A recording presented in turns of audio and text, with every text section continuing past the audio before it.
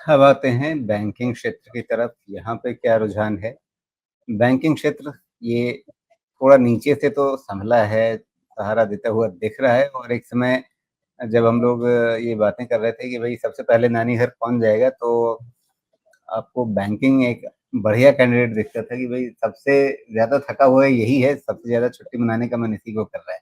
लेकिन गया नहीं वहाँ तक, उससे पहले से ये पलट रहा है। तो हुँ, क्या अब अच्छा। 20 डे मूविंग एवरेज ये जो चार्ट में हरी रेखा है, इसको पार की कर लिया है इसने? क्या ये अब कम से कम 50 डे मूविंग एवरेज की तरफ बढ़ने की सोच रहा है? या जैसा हम बाकी सब जगह कह रहे हैं कि प्रीवियस हाई, तो प्रीवियस हाई की ओर ये भी जा रहा है? इसकी क्लैरिटी के लिए वेट करना होगा, लेकिन इसका 200 डीए में जाने की पॉसिबिलिटी थी, लेकिन एक चीज़ जो मैंने एक्सप्लेन किया था, उसको फिर रिपीट करूँगा। 9th मई का जो 9th मई मई ही था ना ये? हाँ, 9th मई का एक आपको एब्रेशन दिखेगा, करेक्ट है? तो जी। मैंने इस चीज़ को एक्सप्लेन किया था, ये इम्पोर्टेंट पॉइंट बन गया है और अगर ये रह जाए तो हो सकता है कि 200 डीएमए वाला चक्कर ना पड़े, ठीक है?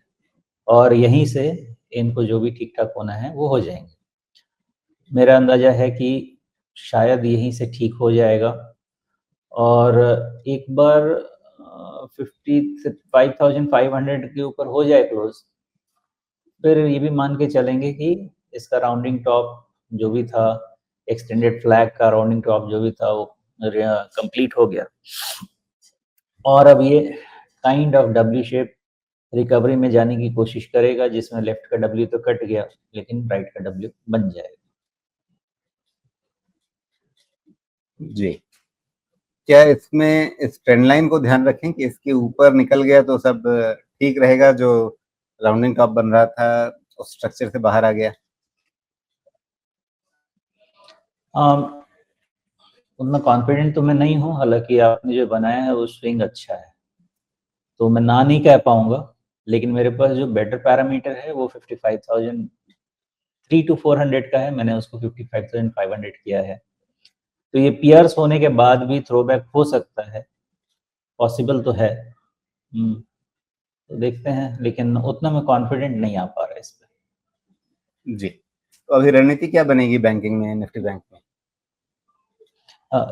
रणनीति एकदम बिल्कुल क्लियर होनी चाहिए कि आपका 53,500 के नीचे क्लोज नहीं हुआ, वो हमारा सैक्रोसेंट सपोर्ट। जब तक वो मेंटेन्ड है, बाय डिप्स करते जाइए। बैंक टाइम लेता है, लेकिन जिस समय चलता है, उस समय फिर किसी की नहीं सुनता है। तो उस हिसाब से देखना जी। चाहिए और तो पीएसयू बैंक्स के ज़्यादा। जी, ये पिछली बार भी हमने बात की थी कि पीएसयू बैंकों में ज़्यादा अच्छी चमक दिखने की शुरुआत हो रही है।